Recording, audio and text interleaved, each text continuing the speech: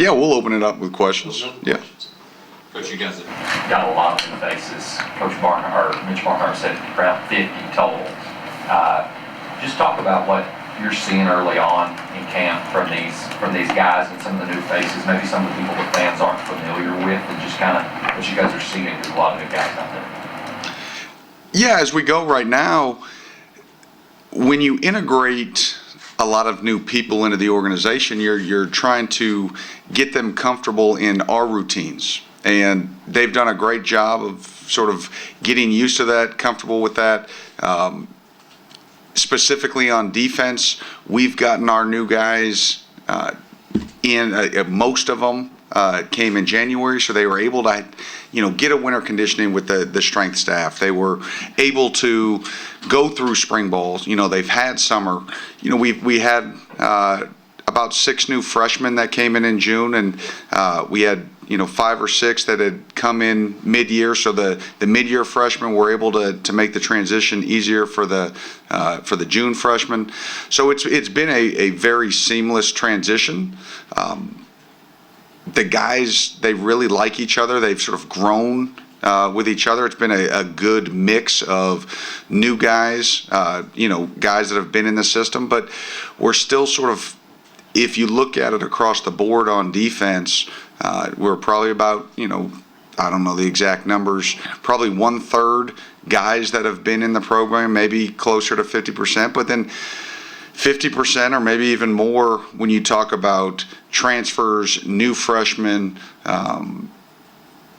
So there's a lot of growing in that system-wise. You're trying to build scars, and scabs as fast as you can, because you're going to touch the stove. You're going to make mistakes, and that's what camp's for. We need all of these days in camp to get those guys up to speed and understand why we do what we do, because we make little checks within the system for reasons. And I think I probably did not do a good enough job last year with that, especially when you're trying to integrate transfers, and maybe you take for granted that they've had 1,000, 1,500 snaps, but they haven't had 1,500 snaps in your system.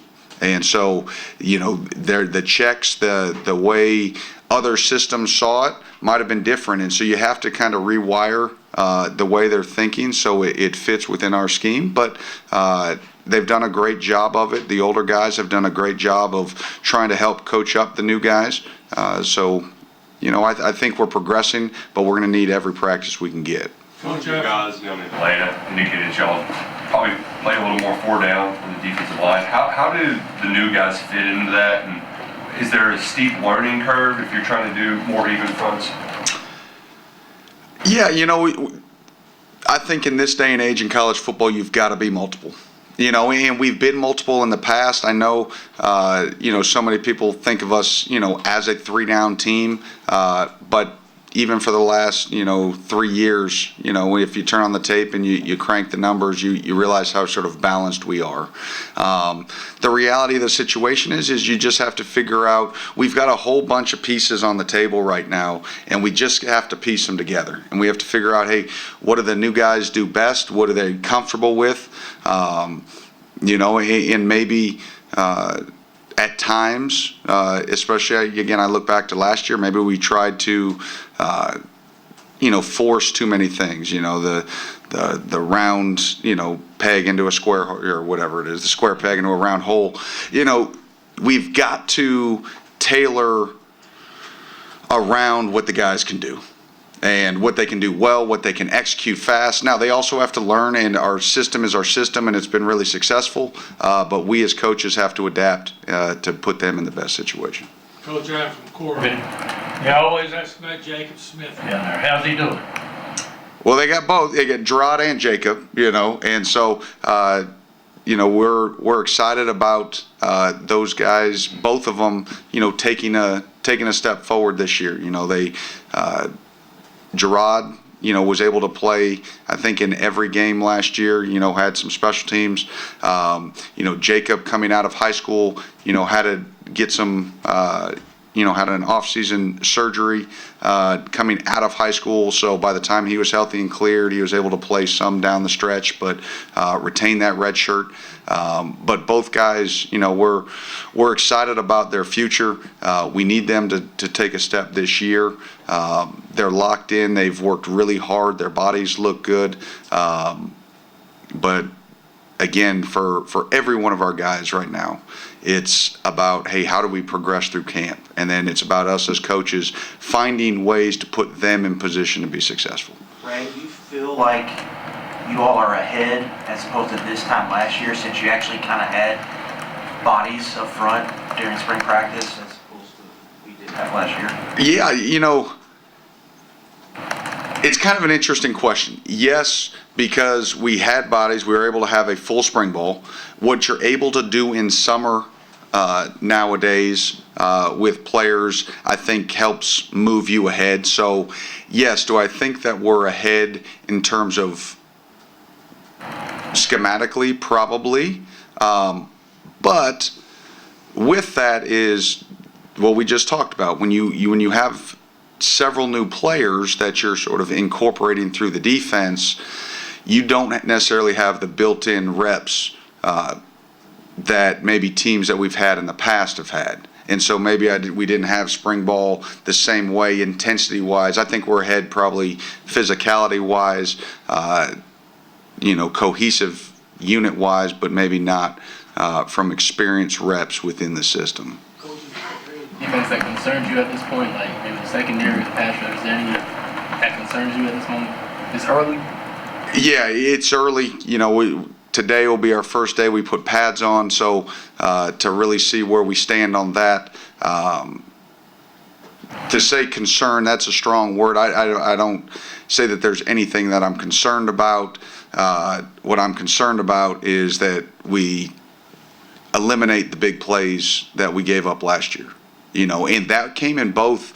When you go back and you look at last year's film, it wasn't just the run game, it wasn't just the pass game. Now, down the stretch, I thought it was in the run game specifically is where things changed. The first 6 games we were, what we had been the year before in terms of stopping the run. And down the stretch, the last 6 was completely unacceptable. And so that, until we go out on the field and we prove that we can get back to where we are, that will always be sort of lingering. That is a concern. But I think this group is wired right. I think there's depth across the defense. Maybe, again, not the experience within the system, but there's multiple pieces. So I think it gives us the chance to withstand, the natural attrition that happens within a football season. But yeah, that we sit up here on August 1st, and I think it wasn't in this meeting, but it was sometime in preseason. You really don't know what you have until you hit the middle of the season. That's the reality of it, because that's when attrition happens. That's when bad things in the season and the roller coaster starts to happen. And now you figure out how mentally and physically and emotionally tough you are. And we were not that enough last year, mid-season. We were able to plug holes and cracks that had showed up early in the season, but they're going to get exposed as the season goes along. And so the idea is to limit or eliminate those cracks here early so they don't show up late. You see leadership on his defense, on his football team? You see leadership this year? Yeah, I think there's a collective leadership. I think it's not necessarily a singular person that I can look to. I think there are some really strong influencers in that locker room. But even yesterday in practice, every time we come off the sideline, it's a new voice talking, hey, let's go, guys, let's break it down, let's do this, which is good, because when it's a singular voice, if that voice gets heard or that voice isn't in the huddle, who do you lean on? I think collectively they're leaning into each other, and they're going to be stronger that way. But we've got guys that have been in the system, the Alex Faris, the Ty Bryants, the David Rayners. You know, I don't want to, I hate doing this because then you leave somebody out. And again, I think collectively they lean on each other. And when a guy's having a down day, it doesn't pull everybody down. The rest of them rally to lift that one up, right? Because here's the reality of it.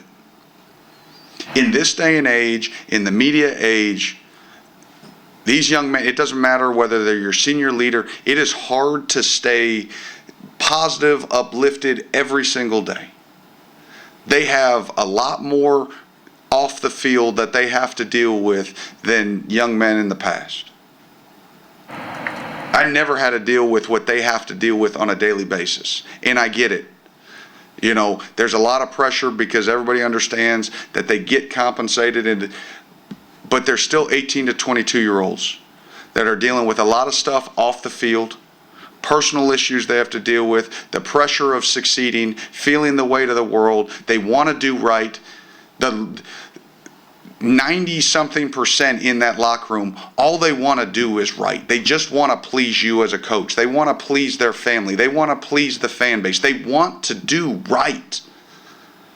And we've all been there. Like, when you feel that kind of pressure, it's hard to execute at a high level.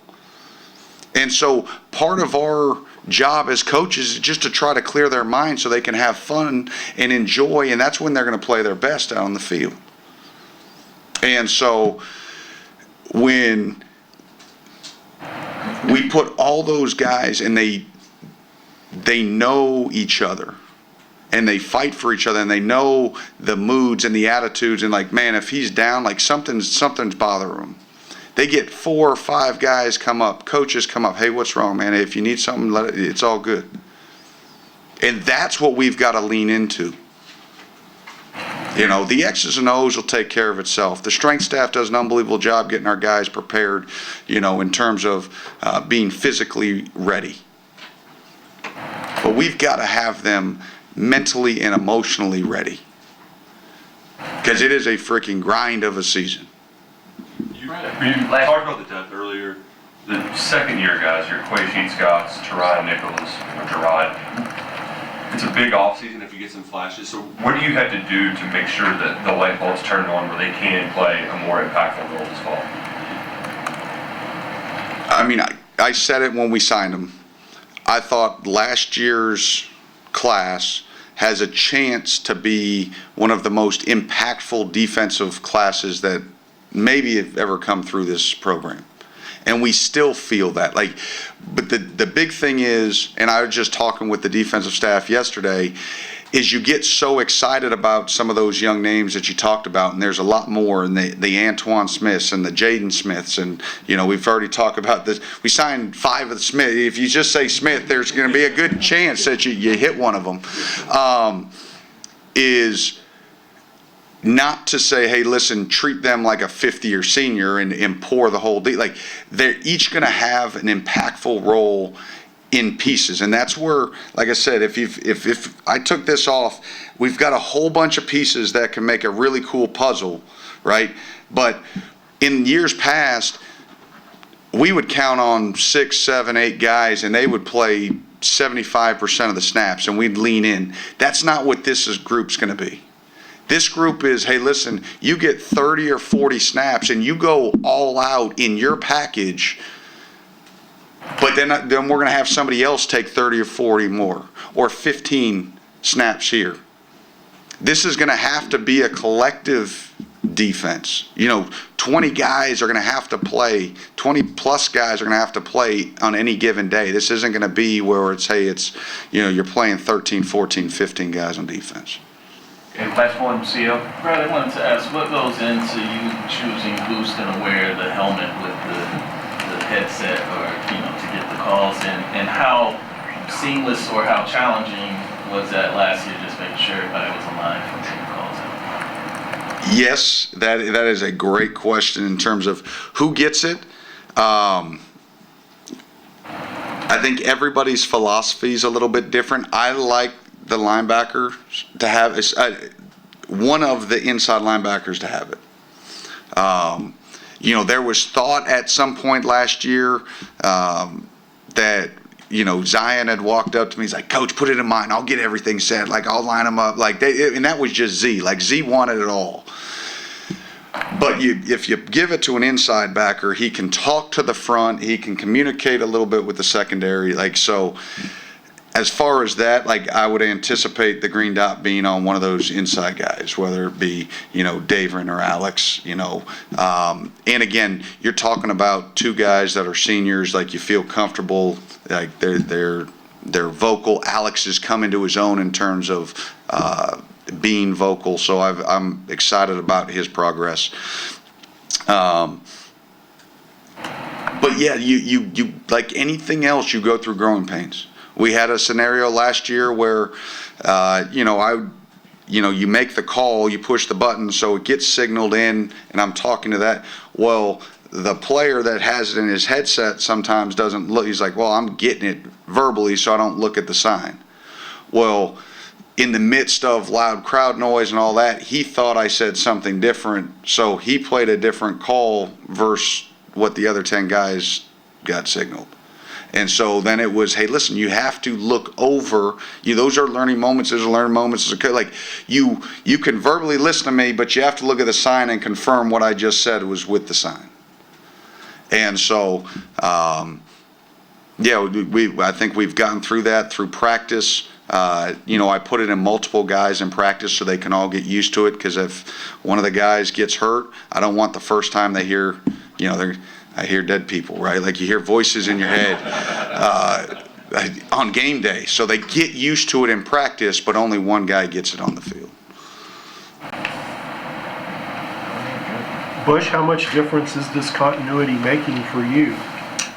I think staff-wise, it's certainly huge. Anytime you're brand new, you've got 15, 18 guys with you, just from a understanding of the system, the certain language you're speaking is critical. We certainly still have to address the fact of our 57 players, 30 of them are new. So it's a good challenge. It's a good blend. But again, I think there's year one issues, and when you get to year two, the ability for everybody to be on the same page is critical. Coach, you guys brought in a transfer quarterback in Zach Calzada, and Cutter's returning.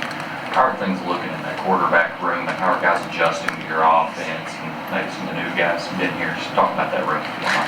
Yeah, I think we're taking one day at a time, certainly. I think we certainly are pleased with the room. Cutter's been making great progress throughout his time here. Zach, again, is a guy that has a lot of experience. And again, I say that we're taking one day at a time. He's developing a knowledge of what we're trying to get done. At times you limit certain things to just understand a guy got here 3-4 months ago and is going to be playing big time football for you in a month. And so it's that blend. You're going to hear me say that a lot.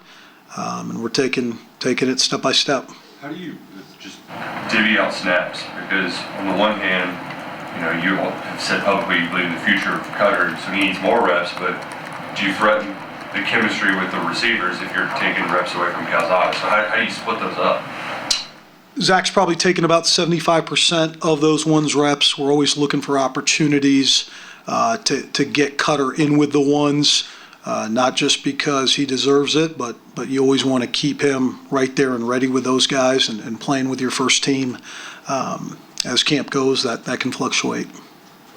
Monday, a lot of what you'll do will run through Kendrick Law. What about him makes him so good? I think there's a physicality piece with him, an explosive piece. We think he's got a chance with the ball in his hands to act like a running back when he's running it and be a receiver when he's catching it. And so, again, I think for him, just taking the next step as a true wide receiver from a route running standpoint will be critical, but he'll certainly be a guy we need to get the ball to. Coach, you lost most of your line last year, except for a couple. How's that line developing so far? Doing a good job. They really are. I think first and foremost, before you get to the skill set piece, look, it's a speed dating process. In a lot of ways, you had 2 weeks to replace a lot of guys, and certainly Eric Wolford did a great job, and there's some luck in it too. From a person standpoint, I think all 5 of those guys are very focused. They're very driven. They know what's on the line.